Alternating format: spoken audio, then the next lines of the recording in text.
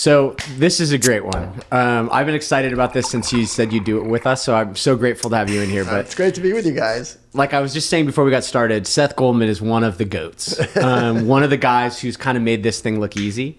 And one of the things we like to do is talk about, the struggles and the journey. And you've been on 2 journeys. So between founding Honest Tea and now Just Iced Tea, like you are not only a tea guy, but you're a founder and a startup guy. Yeah. And don't forget Beyond Meat. Right. I mean, it's incredible. I gotta focus on beverage, but yeah, of course, Beyond Meat. Yeah. So thank you for coming in. And for people that don't know you, I think it would be great if you could just give a few minutes on your background, like pre-beverage background. Okay, pre-beverage. Because what makes me excited is, why did you decide to leave something you were so good and so successful at to skin your knees on beverage? Yeah, so I actually, in college, I was a government major. I worked in politics. I met my wife on the campaign trail. I worked in the U.S. Senate for Senator from Texas. So I kind of thought that's where I was going. And then I got exposed to this whole world of business with purpose, and realized that could be a way to affect public issues, but from the private sector. Because you've been doing cost-based marketing a long time, right? I mean, that was... Yeah. I mean, I worked after, so I went to, that brought me to business school. And after business school, I worked for a mutual fund that was doing what we call socially responsible investments. And I got involved, got to meet a lot of entrepreneurs, people like Gary Hirschberg and others who were starting up these purpose-driven businesses, even the Patagonia folks. And I said, well, that's an interesting path. I just got to find the right business idea. And as you know, I had no beverage experience, but I was a runner and a triathlete. So I was always thirsty, and I was always, shocked by the idea that most drinks were super sweet, especially this is going back now to the 1990s, super sweet. And there wasn't anything with just like a little bit of sweetener and not to mention organic ingredients. So that's where I that was, okay, that's the opportunity. And I got together with my business school professor, Barry Nailbuff, and that's where the idea for Honest Tea came. And if you haven't read their book, you have to. If you're in beverage at all, you have to read the book because it really goes through the ups and downs and it tells it all. Yeah. It's awesome. Plus, it's a comic book, so it's an easy read. It's a comic book, so even a guy like me can read it. My ADD, I can still get through it. Seth, we got to know you after Coke invested in you, and they were an investor in us at the time. Right. And they owned 25% of our company at that time. So we found ourselves at like a lot of meetings and stuff. And I think we were very optimistic about where the world was going. Yeah. And it didn't work out too well for us. I shouldn't say that. We still do a lot with them and we love them. You can talk to my therapist about my relationship with Coke. There's a lot of ups and downs. I have a complex one too, right? Yeah, you do too. You have PTSD like we do. I don't know if you want to talk through that journey at all. Yeah, sure. So, people ask me, would you do the deal with Coke, based on what you knew at the time? Absolutely. Yeah, I don't have any regrets about it. I mean, the leadership, saw what we were doing and thought it could be the next billion-dollar brand. Was that a little controversial for you? Because you were so in like the natural channel, and some of those channels see Coke as like the evil empire. There were certainly some folks who said, oh, this is selling out. But I'm like, look, I'm all about democratizing organic. And I want to do it with the world's largest beverage system. And so we took it to scale. We brought it to Europe. And the fact is that actually still happened because Honest Kids is still part of Coca-Cola, over 500 million. Do you know how big that is? It's over 500 million brand. Yeah. And it's in McDonald's and Wendy's and Subway and Chick-fil-A and all these places. So you democratized it. Yeah, so we did. I mean, and obviously the tea part got discontinued, but the Honest Kids, that happened. And from Coke's perspective, that was a good investment. And from, my goals, Honest Kids, I can say this, Honest Kids is the most democratized organic product in the country, right? Wow. Meaning, so you think about all the people who go to McDonald's. No one goes to McDonald's like, oh, let's get something organic. Let's go to McDonald's. So mission accomplished in many respects. At least with Honest Kids. Yeah. It's actually, it was too good, or else you could have got Honest Kids back, right? Right. Yeah. No, but I'm really glad and I'm proud of what Honest Kids does. And it's not just the organic. Honest Kids also, it's a lower calorie drink. It's a 35 calorie juice box. It replaced the Minute Maid 80 calorie. So that's a 45 calorie differential. My kids are teenagers now, but they were raised on it. Yeah. They caught the wave right when you launched it. They were the right age. So McDonald's sells over 200 million units a year. So that's over a billion calories removed from the American diet. Plus you're tuning or training those taste buds to be able to enjoy a less sweet drink. So that's all good. Wow. No regrets. And then, as we all know, both the pandemic happened, some leadership changes happened, and then Coca-Cola said, we're going to make some change. We're going to cut a brand that hasn't been performing during the pandemic. And walk me through when you got that news. Was it Matt Hughes that called you? It was. Yeah. No, but before we get out, it's your legacy. You want that thing to be on Coke trucks for 100 years. It was so energizing, whether I was in Europe or walking through an airport and I'd see the product. I'm like, that's what I want. It's like hearing your own song on the radio, right? Yeah, there's something like that. It really, yeah. So that was satisfying, and yet, during the pandemic, I saw breakdowns. I'd go to the store where there should be 12 SKUs, there'd maybe be 2 or none for weeks. And I'm like, what?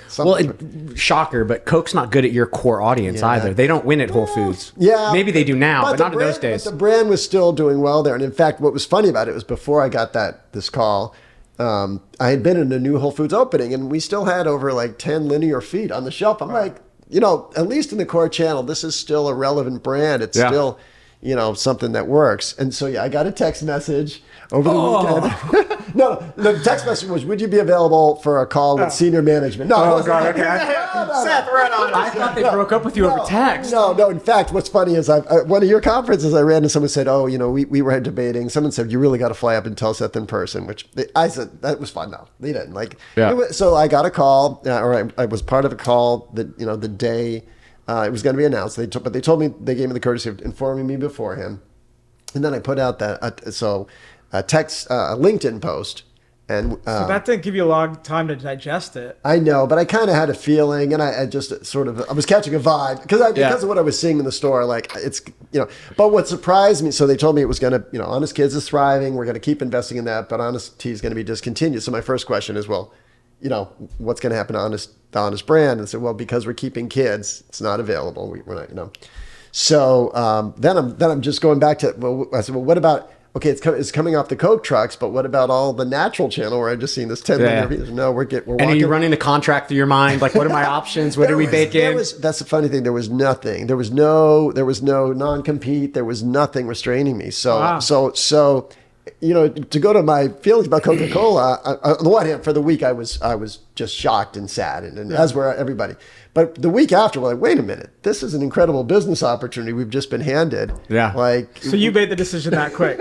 So we really did. Wow. And what happened, within that week, we started hearing from all the retailers, the suppliers, the tea gardens. I mean, this is kind of sad. The tea gardens heard the news from my LinkedIn post. They weren't informed by Coca-Cola. Wow. So tea gardens who I literally worked with the father. Now I'm working with the son, and he'd say, we went on this journey with you. We can't, it'd be a shame to think this was a failed experiment. Wow. And I'm like, well, no way that's going to happen. So I would have preferred the phone call. So when Danny and I's relationship with Coca-Cola ended, someone from Atlanta flew to town. Oh, they did? Wanted to take me to dinner. I'd love to go to dinner. Made me drive across town for dinner. Don't mind it. Hour each way. So what? And then broke my heart just after dessert. So I knew it was coming, so I said, I'm not going. I told Dino, you got to do this one. It could have gone either way, and I'm like, it could go either way. I'm going. I'm like, I see where this is going. Yeah. So it's funny. So we're really close with Matt Hughes, and he's no longer at Coke, so I'm comfortable saying this. His side of the story, because he told me when that went down, was they had no intention to actually tell you. He got the news, and he's like, well, who's telling Seth? And they all looked at each other like, are we required to tell Seth? I don't know. Do you want to tell him, I guess? So Matt, that's like, of course we got to tell him. Yeah. I could picture that. Do we have a contractual obligation to tell Seth? Yeah. So look, I really don't harbor any ill will. I mean, as I said, at first they gave me this incredible gift, that I hadn't expected. It gave you a lot of money. Yeah, that too. And so it's all good. And I will say, as I watch what they're doing, I am, just from because I was part of the company, and you guys, I was proud of the innovations we were seeing during that era. That was an era of kind of innovation, and I don't see that happening. Well, we got them into aloe water. Yeah, I mean, there was, but it's so interesting because Mark Rampolla was really kind of confronted with the exact same reality. Mm-hmm. And in his situation, he was able to secure the mark, and he's trying to run it back up the hill. And it's like, ooh, I don't know. What if it doesn't work the second time? Yeah. But I mean, he's a risk taker, and he believes in it that much. And I admire him for it so much.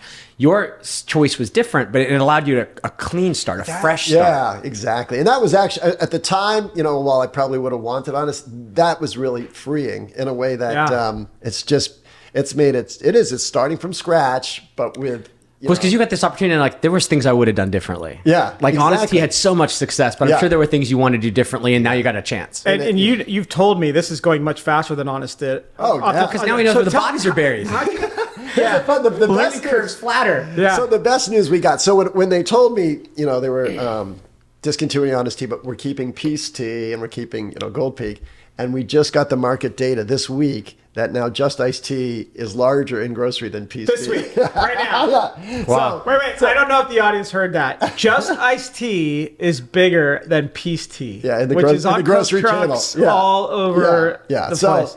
This is not a spike brand, just to be clear. Like, we're not doing this. No, we're not happy about their demise. We're happy about the success of this. No, but like Peace Tea was supposed to be in Arizona. Like it's not nearly as beautifully crafted as your product. Right. So how'd you come up with the name? Yeah, so this is something that Barry and I really get into, and Spike, my co-founder, as well. But what happened was, we knew we got to do it, and we got to move fast because we got the new. So the call was May 23rd. Was when I got the call from Coca-Cola. Which year? 2022. Got it. Not yet 3 years ago, but almost. Yeah. So we said, well, if we're going to do it, so we took a week to mourn. That was May 30th. And then we said, okay, well then by June 6th, we made the announcement. And so we had a week to sort of decide. And we had 3 candidates. We knew what we wanted the brand to represent. So obviously, one idea was Integra Tea, which spells the word integrate. And, that's kind of nice. Yeah. Another name was Tea Lovers Company, TLC. Okay. And then Just Iced Tea, and like hands down. Just Iced Tea just rolls. It rolls, and it's got that. Integrity is cool, but there's a Humanity. There's a few other ones. Yeah. But I also see justice on your brand. Well, that's the thing. That's a beautiful. And here's a fun trick at home that most people don't see. So first of all, the letters. Show the camera. So first, the letters itself kind of make a T, right? Mm-hmm. Then if you look down the right side, you got the word tea. Oh yeah. You look down the left side, you got the word juice. Oh my God. That's dope. That's dope. That is a total Easter egg. So, like, there's a lot going on. And then, obviously, justice for us goes right to the root of what we're about, right? So, fair trade, we're investing in these communities, and that's a commitment that's always been ingrained in the businesses. So, what happened to these farmers? Like, when Coca-Cola says we're not going to buy from you anymore, that's a lot of capacity they're stuck with. It's a material impact on their business. And so, what happens is they can still sell the tea, but what they don't get is that premium of organic and fair trade. So, they don't have a dedicated buyer or contract for that. Then it goes back to subsistence farming. It's basically sold either at auction or at commodity price. Lives. Oh, yes. And not to mention, there's all the premiums that fair trade represent that goes back into these communities. So we're one of the things we're really excited about is because we source from Mozambique, we're building a health clinic in this community. And so that's what fair trade can do. That's like why you've always been a bit of a hero of mine. Not only were you doing an ocean swim this morning in your wetsuit, but when I see photos of you with... Let's like dive into that a second. So I'm getting my steps in this morning, and I'm like, look at this guy in his wetsuit, and I'm like, oh hey Seth, on the Strand in Manhattan Beach, and here we are, a few hours later. Yeah. Well, the best part is Seth's like, I was a triathlete. I'm like, yeah, you look like it. I was a triathlete too, but no one notices. So here's the worst part about this. How much did you swim today? It was a mile swim in the ocean. So he swam a mile in the ocean. The waves were huge. And we're going to play tennis later, and he's going to beat me still. We don't know that. It's every game's a fresh opportunity. Seth, we played like 200 times, and I've never beaten. Every game is a fresh opportunity. So you're saying I have a chance. Yeah. I brought Just Iced Tea wristbands. Oh, because you're going to make me sweat. I'm in. Golly. I'm going to get you tonight. We'll report back. But seeing you in these exotic locations, working with the farmers, really understanding tea, what was like the evolution of that? Because I don't imagine as a young Politico, you knew a lot about tea. No, but that's what's so gratifying about the work, right? So there's 2 big payoffs of this business. I mean, aside from the material piece, which there's 3. One is with the consumer, right? The consumer seeing how they enjoy the tea, how it impacts their lives, becomes part of their routine, becomes part of like the joy of their life. That's a wonderful thing. But the other one that is, it certainly motivates me is being in these communities and being able to see the impact we can have. And it is literally changing the trajectory of these, communities. So being able to give their children an education or healthcare or even housing. So very basic needs being able to be met. And that for me, even when we started going back to Honest Tea, before we knew what the brand was going to be at all, we had this idea that this was part of the path. We wanted to be bigger than just moving around liquid. And I imagine that's got to impact your margins because it's expensive sometimes to do things the right way. But what are the other gives? Yeah. I mean, is there limits on scale or things like that? What's interesting about tea, and this is sort of going under the hood, right? So look at this bottle, right? As a cost of goods, the glass bottle is about 20 cents. Mm-hmm. The cap, depending on tariffs, is around 4 cents. The tea ingredient is somewhere between 3 and 4 cents. And we use like the best tea in the world. Like this is organic, fair trade tea. It's not just powder syrup or concentrate, which is what most people use. So the tea ingredient is just not significant. So if fair trade is the means, powder and concentrate even cheaper? Oh yeah. I mean, well, here's the thing though, because it's like almost nothing. But just to get ahead of Seth a little bit, the monsters that sit on the 30th floor say, well, that's 6 cents a 12 pack, and if you look at a million 12 packs, now it's material, right? But for us, if it costs 40% more, but as a matter of pennies, as an absolute number, it's not much. No, but obviously when you bring it to scale, it is. And to these communities, it's significantly more. Right. But when I look at my cost of goods, a tariff has a much bigger impact on my cost of goods than a fair trade piece. And of course the bet, and so far it's paying off, is that because it's organic and fair trade, we should be able to get a premium price, which the consumer pays. Yeah. And so if our cost of goods goes up 1% to 2%. Can we charge 5% premium for this? Absolutely. So the math does work. But the math aside, is it difficult to scale? Can you put your hands on that much material? Yeah, because we both going back to the Honest, and this was another reason this worked, is because Honest Tea and Coca-Cola had really scaled the supply chain. So the tea part was the fact is now there's more tea growers, especially since we're not yet at Honest Tea scale. There's more organic fair trade tea grown than is purchased, right? Because there was enough demand, and so a lot of that, as I said, just gets sold at market price. Because when did Honest Tea start? 1998. So I imagine since 1998, there's just been a lot more focus and interest in organic products. Yeah, there were no organic bottled tea. We were the first organic bottled tea. Were there any organic drinks even? There was like organic dry tea. There was no organic bottled drinks. Not even like going back to Odwalla, it was not yet organic. Nothing. Yeah. So in 2004, Pioneer, I started. In 2004, I was at Keurig and we were selling organic Mott's applesauce. And I had this boss who was shout out to him. He was a great mentor of mine. But he looked at me with this grizzled son of Chicago attitude and said, "Organic just means tastes bad and costs more." And you can't open it. Yeah, I think those attitudes have changed.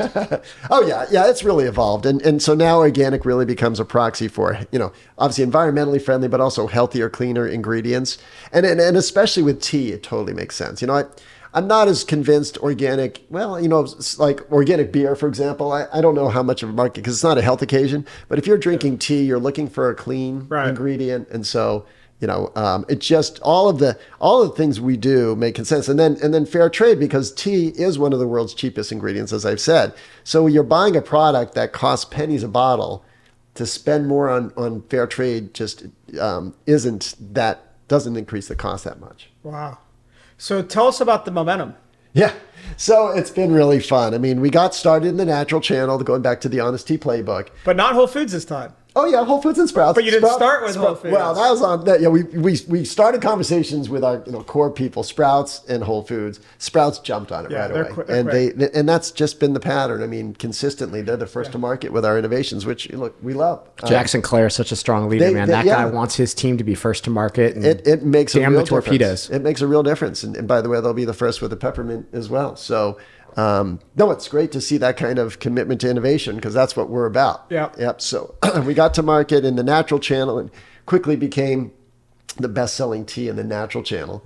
And now we're growing into mainstream channels. And so we're a hybrid. We don't work only with DSD, but we've got some just great partners. Well, I was going to ask you about the route to market because you went from a company that had one AR person, right? It was Coca-Cola was your only receivable. To now you're building a network. Yeah. Well, but even back with Honest Tea, we worked still with UNFI and KeHE. Natural, They're really because that's that natural channel which Coke doesn't have access to. So they won't let the trucks pull up to the store. Yeah. UNFI and KeHE have just been great partners, still great partners. But now in the Northeast, we've got, Big Geyser, who's a legacy partner. Again, I started with the father, who was the founder, H, and now with Lewis and Jerry. And so, and then just this past week we launched with Polar, and I actually think, I don't want to jinx it, but I actually think New England is probably the market where Honest Tea had the most embrace, the most beloved brand. Is that because that's where Snapple started, do you think? Well, New York really was the roots of Snapple. Yeah. So I think of it as the Northeast. I'm a California guy. You're splitting hairs now. So. Is it because you're from Maryland and you focus I grew up in Boston, and I just think the ethos of Honest Tea, like when we were with Coca-Cola, there's no question that New England was our strongest market. And obviously, New York is just an incredible market, and Big Geyser is, by far our largest. That thing's a beast. That market is so unique. They've got it on lockdown. From parking tickets and traffic fines to basements to stairs. But they execute. And when you go to New York, you see, I want to say ubiquity yet, but you see our product so pervasively. And we just got started in New England, but I spent 2 days in Chicopee, Mass., which is Western Mass, not Boston. We went to 17 stores, in addition to merchandising, Cumberland Farms, all the convenience stores. 17 out of 17 stores took the product. Wow. And that you never see. Someone's going to say, oh, the price. Wait, though. Were you the founder selling it? That's a little bit, just cheating a little bit. But I go to New York, if I get 50%, that's really? I don't, Seth walks in all tall and lean with his branded shirt. Yeah, living the brand. Because these stores they got full shelves, or they got money issues, or they've got whatever it is. It just hit, and my team sort of got the same feedback with the rest of Polar, so we're super excited. So contrast year one of Honest and year one of Just Like Oh my gosh, it is.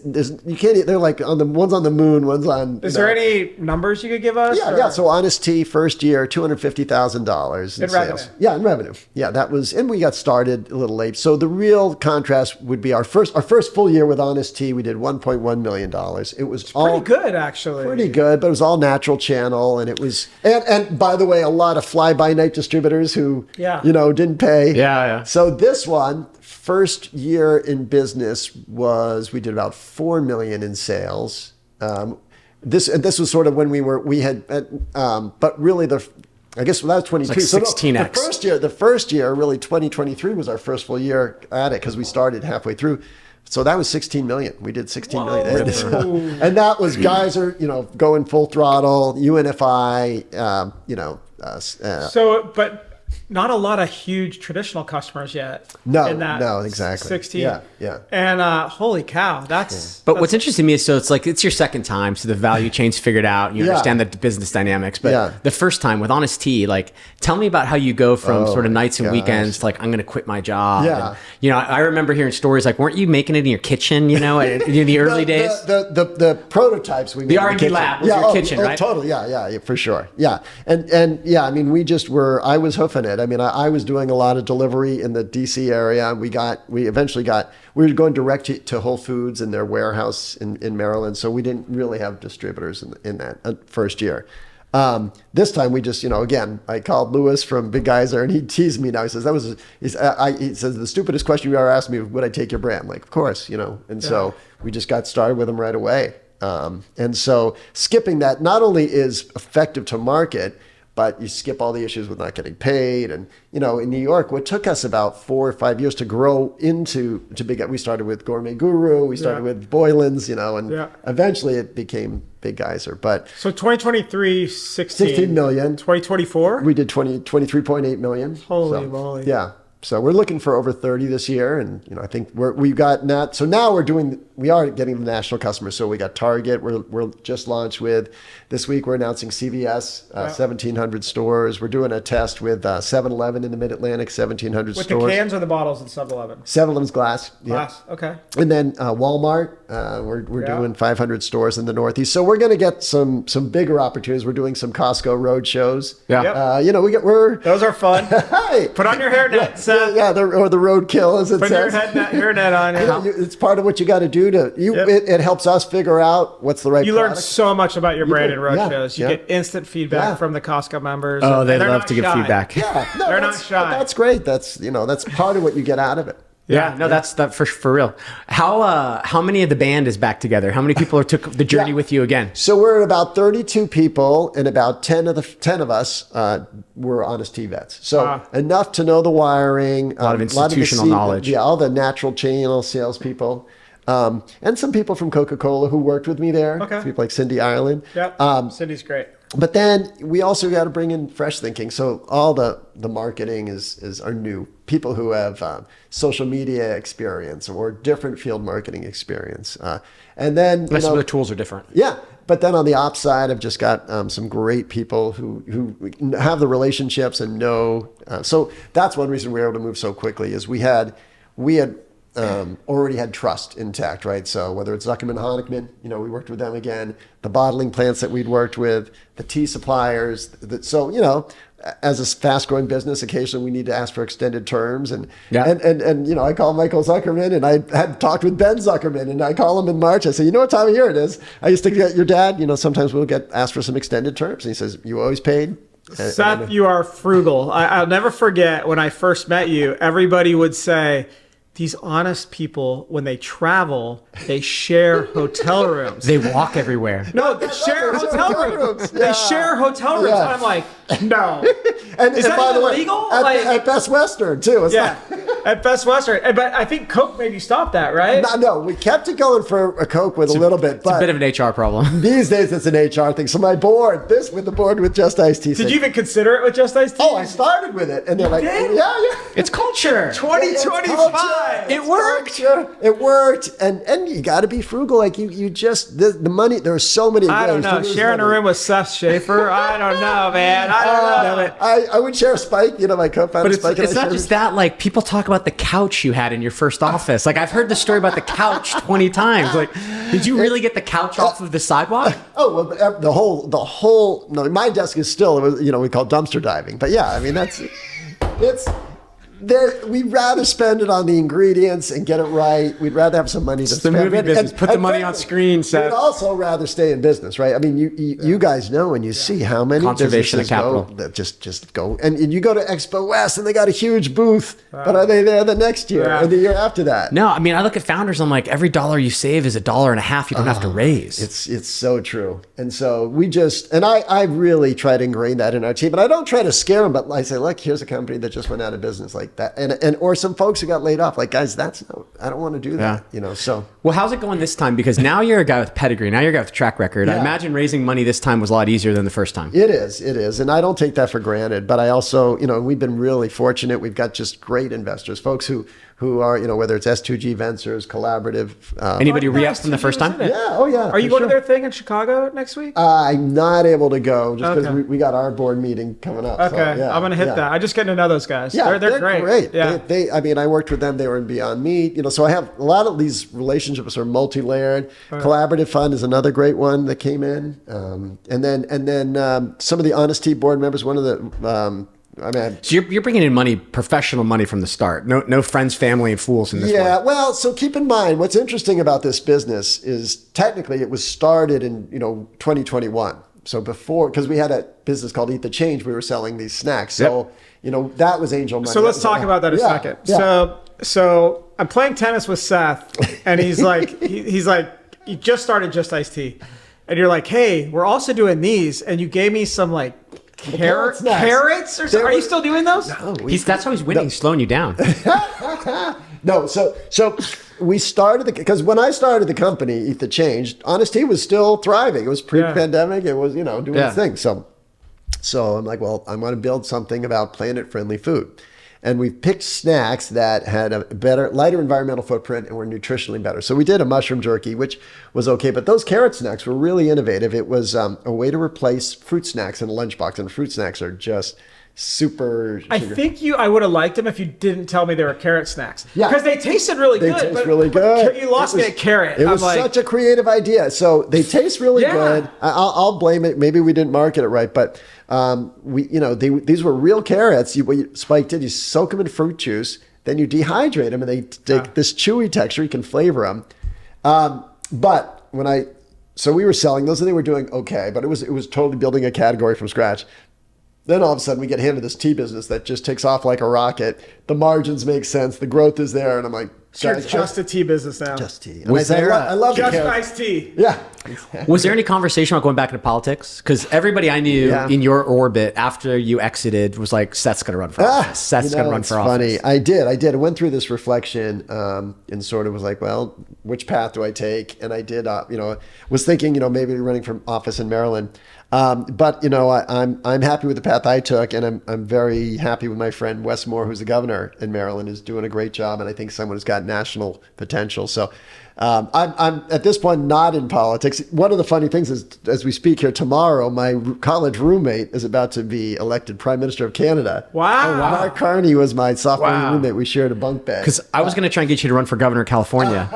Please. I don't think 2028, Seth. Please. Yeah, I look. There's a lot about politics where you can have an impact that's positive, but there's a lot of it that's toxic and bureaucratic. And that's kind of where I came down, is like, what I love about this business is you can make stuff happen. There's a market that is pretty honest, meaning like if it works, if it resonates, the market will reward it. If it doesn't work or if it's not authentic, the market's just going to move on. So there's accountability for it, and then the impact is real. And so we look at what we're able to do in this community in Mozambique as an example. We can really make a difference in this community, and I'd like to think we're making a difference for the consumers too, who enjoy the product. And how many countries is your supply chain touching, like over the years? So India, China, and Mozambique are the primary markets for tea. You're like Indiana Jones of the beverage business. We get our hibiscus from Egypt, so that's that. And then over to agave, we get that from Mexico, the honey from Brazil, sugar came from Brazil. It's a global supply chain. And then we work, some of the juices we get from Europe, and obviously the peppermint you're drinking is in the Pacific Northwest of the United States. So good. Oh, wow. Homegrown. So Seth, it's interesting. Dino and I, we always tell people we were raised by wolves. Guys like, Lance Collins, Mike Rapoli, and even though we're old now, we still think we're the young guys. But guys like you. And what's fascinating to me, and people always ask me, like, it's always about the founder, because we meet with 600 founders a year. Yeah. Most of them don't make it, right? Yeah. And people ask me, like, what's the difference between the ones that make it and then keep doing it again and again? And I always tell them there's two things. Like, first of all, they have to be innovative. Yeah. But the second thing, which is what I want to highlight, is they have to be coachable. And it's really fascinating to me, even though you've done this, you've had more success than we have, you still ask me for advice all the time. By the way, so does Lance Collins. Not about tennis, though. No. I wish he'd ask me that. I might have a chance to win. No, but it's this humility that you bring to the table, where even though you've done it a few times, you still are very curious, and Thank you. You understand, and you know what you don't know. It's a dynamic business, right? Just think how much it's changed since we got started. I mean, so marketing is totally different than it was.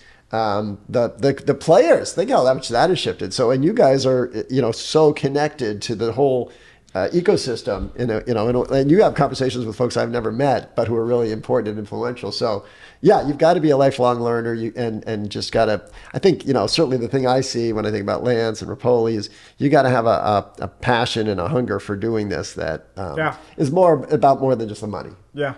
No, I mean, they could both be laying on a beach. Yeah. Rohan too. I mean, what's Rohan? Right. He's, Poppy, he's not done. He's coming to Beverage Forum tomorrow, awesome. And he couldn't be more in it. The text messages are nonstop. It's like, you guys are animals. I love it. But that's how we are. That's how we were taught to be. Yeah. So. There's really you can't, this is not somebody said to me, oh, this has got to be, easy now because you've done it before. You must be able to do this from your lounge chair. Like, there's no way you can phone this one in. But you love it, right? Oh, yeah. And like I say, that crew drive with Polar was just so energizing, and you get a cooler bag and put it on your shoulder and you sell. I mean, that if you're not interacting with your customer, either at the store level or the consumer level, you're not going to be able to build your brand. We just had a founder in here earlier today, and it's funny, they did not bring their product. Oh, and I've never been anywhere where you didn't bring your product with you. Same with Lance. Lance, it's like embarrassing. Like the restaurant's like, sir, you can't have this here. And he's got like Zen water bottles everywhere. Always. But it really, you have to live the brand, right? You have to. Yeah. It's wild. Well, what's interesting is Seth had a branded shirt on. Lance had a branded shirt. Yeah. I mean, you do these things. That was almost the hardest part about Honest Tea being discontinued was this felt, it was personal, right? And so, and not just for me, for my family, we have 3 sons, our youngest son was born within 12 months of Honest Tea. So in a sense, Honest Tea was the fourth son. And my sons were in tears when they got this news. I bet. Yeah. So you get, you're proud of it. You help it grow. And I, when we look at it, so we did the deal with Coca-Cola in 2011. So that was Honest Tea was basically 15. And, by the time I left, which was 2019, the brand was, 21. Like I thought my son, was going off. He's an adult. Right. I didn't realize you were there that long. Like that's a real testament to you as a leader too, because generally Coke says we just wanted the label. It was, scram. and again, this is why I'm thankful to Coke. They were so supportive and they really valued having me there. And this was amazing. I actually was able to create a split job. So half with Honest Tea, half as executive chairman of Beyond Meat, which, two really fun, growing businesses. Got to, I go to Europe and I'd be selling tea and burgers, in different places. Unbelievable. So I think, you're one of the few people I know that went to Beverage Forum before we bought it and after we bought it. Why don't you contrast? Oh my gosh. Well, look, one of the keys is having retailers there makes it before Beverage Forum was much more of a kind of Wall Street. Yeah. It's so like for the adults, like exactly. Bankers, a lot of suits. And the bankers were bankers who would like finance distribution deals. We like a distributor buying another distributor. Yeah. It wasn't like $100 million financing deals. Startup companies. Yeah. So I was in New York, and I think it was at the Yale or the Harvard. So they go back and forth from New York to this dungeon of a hotel in Chicago. It was like literally in the basement, and I was like, wow. Yeah. So a lot more stayed, and then obviously here it's the dynamism of both Los Angeles, but also the sort of the celebrities, the brands, more startup oriented, which I think obviously is where. So last year was our first year. We only had 4 months to plan it. Wait till you see this week. We got some surprises, man. I'll be here for it. We're one of the sponsors. That's how much I know. Thank you very much. It's crazy to me. Like the big headline here is just like I think how much the industry needed this. Yeah. Like it is a place where people go to really get stuff done. Yeah. You don't go to conference. You don't go to network. Yeah. You literally try to go and originate deals, work deals and close deals. And that's what we want. And we're trying to make it a place where you make announcements now too. So there's some really interesting announcements that are happening this week that'll shock people. Well, it's a wild time in the beverage industry. Just think back sort of like 5 years ago, there was not much going on. That many just think about all the deals that have happened in the past 12 months, right? Yeah. So this is sort of giving rise to a whole new wave of innovation and companies shifting strategies too, right? I mean, 5 years ago is either Coke or Pepsi are going to buy you and. Well, the other thing is, all of a sudden Coke's in alcohol, right? Yeah. Molson Coors is in non-alcohol. Right. Like they're all trying to be total beverage companies. Yeah. I mean, Ray's is just gobbling up everything. They have Tito's and High Noon now. It's bananas. But all the while, alcohol is declining. It's going to be a big theme at Beverage Forum. That's a really interesting development, right? Because these beer distributors, we used to work with bud distributors, and I would say they're not really salespeople; they're just order takers. Because everywhere, people's always ordering the bud, and now you can't lead with that. Well, we talked to some beer guys, and they were like really shook that Joe Rogan announced he was quitting alcohol. Like they thought it was really going to impact their business. I'm like, really, one guy? And they're like, it just takes a few million bros to stop drinking beer before we feel it. Wow. That's wild. It's crazy. It's a wild time. I'd say it's an exciting time. And obviously as an entrepreneur, the more dynamism there is, the better it is for us, right? It creates more opportunities, more transition. And, Well, Seth, we're really rooting for you because you're our friend, you're a mentor of ours, but also, some breaking news. We can't break it at Beverage Forum yet, but through our new fund, Taste Tomorrow Ventures, you're opening it up to us. Yeah. And we are so excited to be part of the Just Iced Tea family. It's going to be thrilled awesome. to have you guys. 100%. Yeah, I can't think of another guy I want to bet on. So I think our money's safe with you, Seth. It's our first investment, All right? Let's make it work. We're not in the deploying of capital business in the past. So your first one, you got to really Well, that was the kind of neat thing with VEB at Coca-Cola. That Honest Tea was their first investment. Yeah. And it worked. At the time it worked. It right? worked. It drove growth. So. Yeah, look at Scott Uzel now. Running a shoe empire or something. All right, well, I'd love to go longer, but it's time for me to get my ass kicked in tennis. So I wish you two the best. I get my wristband on. I kind of need it. You're gonna make me Seth sweat. will be okay, but I suggest you both stretch. Hopefully his swim wore him out. Thank you very much, Seth. Thank you, guys. Great to be with you. Good times. Thanks, Seth. Yep. That was great, dude. That was good.